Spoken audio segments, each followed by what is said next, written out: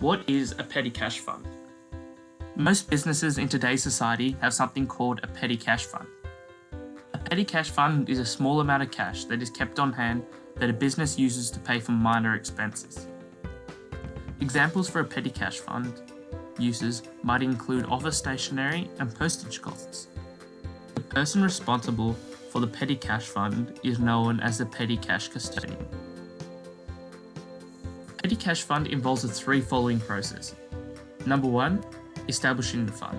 Number 2, making payments from the fund. And number 3, replenishing the fund. Establishing the fund. The fund is established by writing a check for the amount of the fund. Cash, an asset, is used to set up the amount for the petty cash fund. This means that we decrease the cash amount, i.e. crediting cash. In the process of crediting cash, we do the opposite and increase the asset account of the petty cash fund, i.e. debiting petty cash.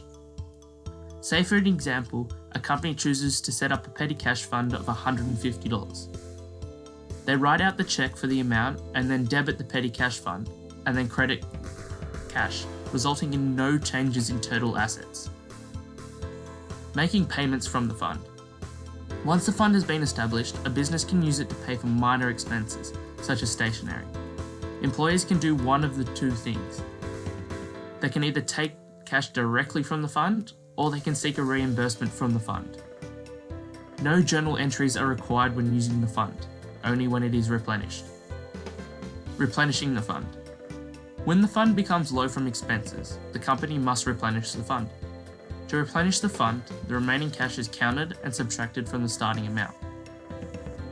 Accounts for the expenses incurred during the cash fund period should be debited in the general journal to expenditure, and the check used to replenish the fund is recorded as a credit.